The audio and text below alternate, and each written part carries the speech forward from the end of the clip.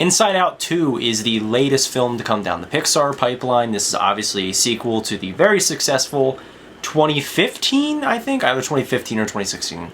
Can't really remember.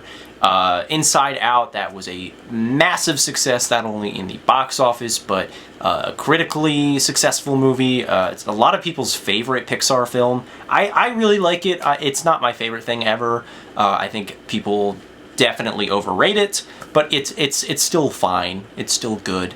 So we're getting lots of news out of Pixar and Disney, and really over this past year, I've been maybe not avoiding talking about Disney projects, but not being a little apprehensive or just not wanting to, just because I have been really fed up with their business practices and how just unrelentingly evil they are, if that makes any sense. They are so painstakingly and out in the open with how shitty of a company they are and how crappy they treat their workers and all this stuff.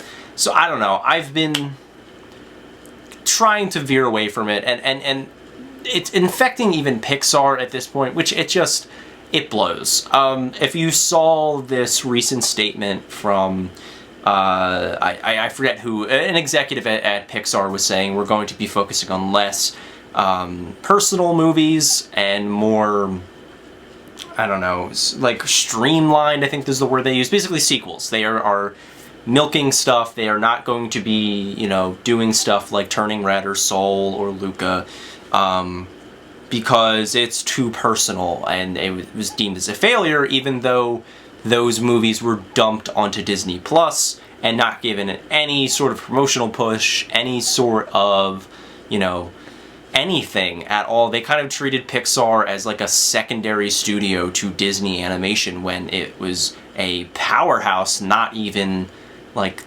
or 5 years ago. So it was sad. Anyway, fast forward to now. I think the last Pixar film to come out was... shit, what was it? I don't even know at this point. But it feels like it's been an eternity, and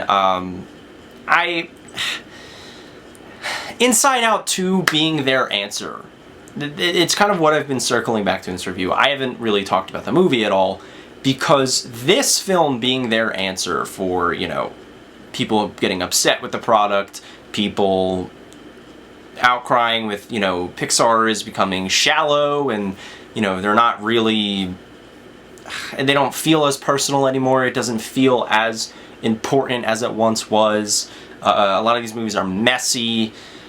All of that being said, and this is their answer, makes me very upset. I didn't hate Inside Out 2. I think this is a perfectly inoffensive movie for children. It's well animated. It's voice acted okay. It has a very simple and easy to understand plot. It is very much a movie that exists. And why that sucks so much for Pixar is because they were known for the longest time for not making mediocre garbage, it felt like kind of their thing. DreamWorks was doing that. Sony Animation, which is putting out mediocre bullshit to make money, while the real artistry was to be had at Pixar. And now it seems like that has shifted, and they're, with Lightyear, with this movie, I don't know, it feels hollow, it feels blank, and this movie gives me almost nothing to talk about because it is so soulless and so cash grabby and so unnecessary. This movie is completely unnecessary. I said in my Letterboxd review that I think why Inside Out fails so hard is because the first Inside Out covers a topic that is very broad. It covers a stage in childhood where you're first tapping into your emotions. You're first becoming aware of yourself. You're not like a toddler anymore. You're not a little kid. You're in that like pre-teen age where, you know, your emotions are shifting for the very first time in your life, and you're becoming aware of that. And that kind of oversimplification of that kind of time period works because it's covering a very simple change, if that makes any sense. It's the first ever change in your life, and it's the easiest to understand.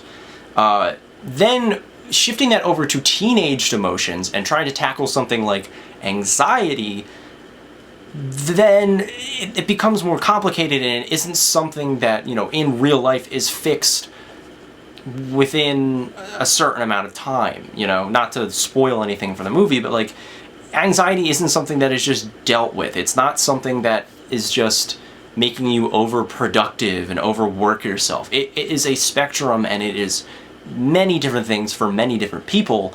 And I think this movie, again, it doesn't work because it's such a simple way of boiling down human emotion to, you know, cater to little kids. Again, that works for the first movie, but once you elevate it to more complicated emotions, it crumbles. Yeah. I think another problem with this movie is that it's unnecessary. This movie did not need to be made. There was no more story really left after Inside Out 1, but also, like, they have done this kind of movie better. Look at Turning Red, look at Soul, even look at, like, Toy Story 2. They have tackled this topic before, they have tackled teenage emotions, and they have tackled sequels. All better, and in every capacity, to Inside Out 2. This is not going to be a movie that, you know, I hate. It's not a movie that I despise. It's not a movie that I think is, I don't know, like a Cars 2 or Brave level bad. But it's so soulless and such a husk. And it left my head immediately after I watched it, that it reminded me of, like, what's happening with current Disney animation. Like, it's just bland. And it's bland because bland will make more money in the eyes of Disney. So, yeah, I did not really like Inside Out 2. I'm going to give it a C. It is a very pointless and hollow experience. So, thank you guys so much for watching. I will see you guys with the next review, which will be Kinds of Kindness, which I'm very excited for. That is the new Yorgos Lanthimos movie. And other than that, I will see you soon. Nice.